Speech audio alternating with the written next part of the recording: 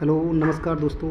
स्वागत करता हूं आपके अपने चैनल इंडियन रेलवे टीसी में। दोस्तों की जैसा कि आपने थंबनेल देख दिया होगा, बहुत सारे दोस्त मतलब परेशान हैं कि एडिशनल डीबी कब आएगा, कितने कैंडिडेट का आएगा, कितने लोगों ने ज्वाइन किया है, कितने लोगों ने ज्वाइन स्किप किया है।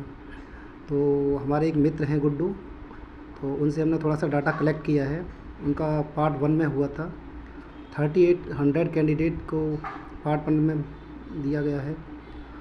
और तो उनको वडोदरा डिवीज़न मिला था, तो उन्होंने डाटा शेयर किया है। वडोदरा डिवीज़न में ये मैं आपको दिखा देता हूँ।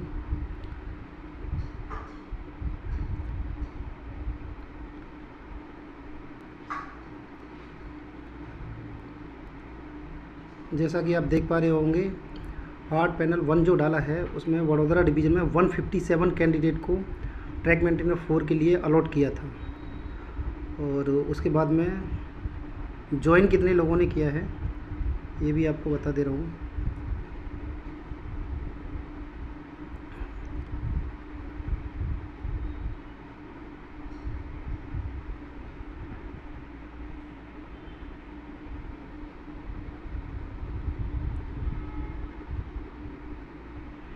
ज्वाइन का लिस्ट आप जैसे देख पा रहे होंगे, 150 कैंडिडेट, यानी 7 कैंडिडेट ऐसे हैं जिन्होंने ज्वाइन नहीं किया।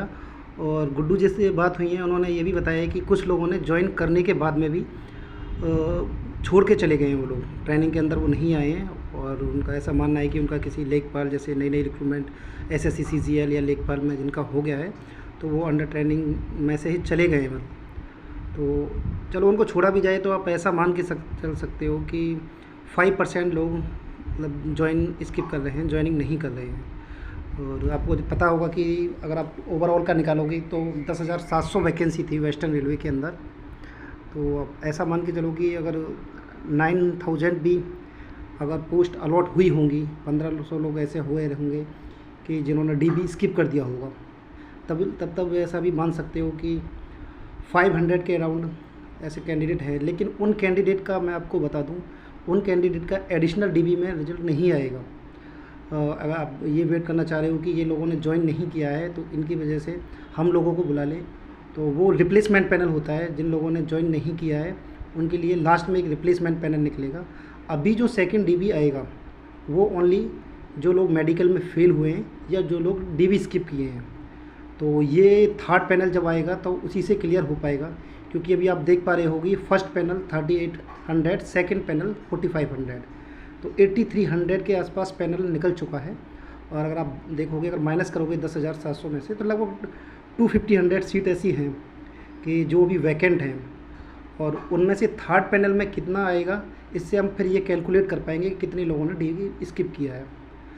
तो अभी तो ये कहना बहुत मुश्किल है कि इतने लोगों का सेकंड डीबी का पैनल आएगा, लेकिन फिर भी आप एक ऐसा मोटा आइडिया मान सकते हो कि 1000 कैंडिडेट के आसपास सेकंड डीबी आ जाएगा।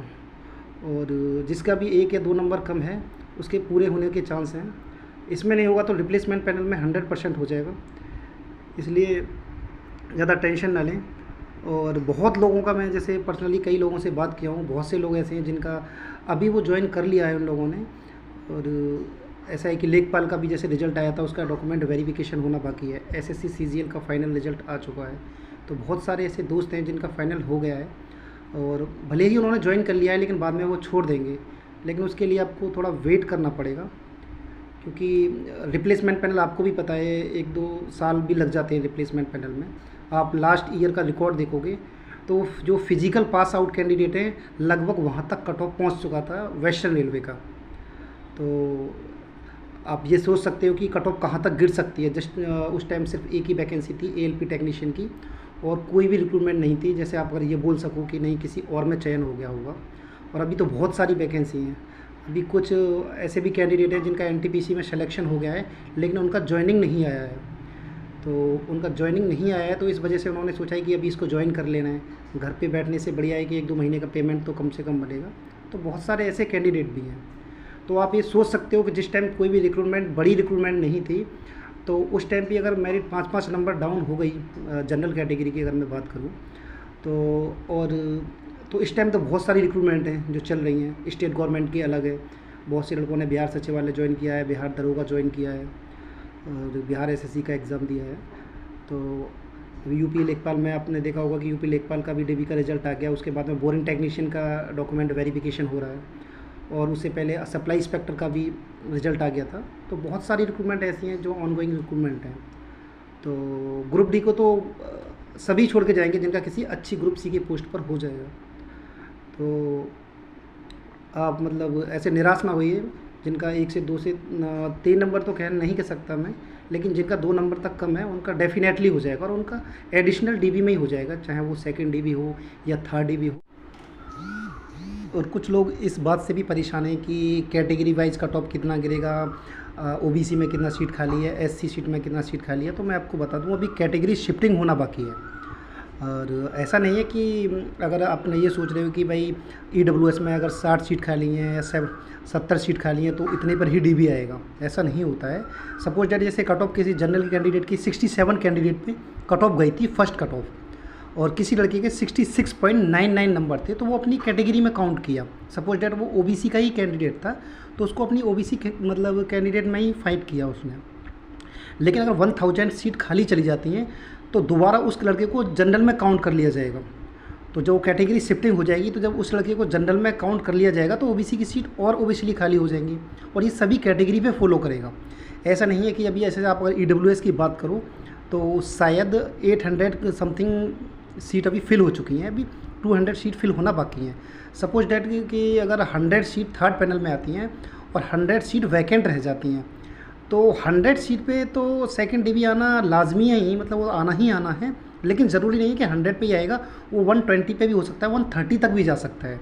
क्योंकि जब कैटेगरी शिफ्टिंग होगी तो ना जाने कितने कैंडिडेट ऐसे रहे होंगे जिनके 66 के आसपास नंबर रहे होंगे और उनको अपनी कैटेगरी में काउंट किया होगा। और जब जनरल की कट ऑफ 66 बन के आएगी तो उन सबको जनरल में काउंट कर लिया जाएगा। तो इसको कैटेगरी शिफ्टिंग बोलते हैं। तो जितने लड़के 66 से और 67 के बीच में लड़के थे सारे, उनको सबको जनरल कैटेगरी में फाइट कर दिया जाएगा, और जितने भी वो कैंडिडेट हैं उनको अपनी कैटेगरी में सीट बुलाया जाएगा। सपोज दैट 66 से 67 तक 40 कैंडिडेट थे, मतलब तो उन 40 कैंडिडेट के लिए एडिशनल डीबी में अपनी कैटेगरी में सीट मिलेगी। समझ पा रहे होगे मैं क्या बोलना चाह रहा हूँ। तो इसलिए मतलब ये ना सोचें कि यार हमारी कैटेगरी में 60 सीट बची हैं, उस कैटेगरी में 40 बची हैं, उनका ज़्यादा आएगा।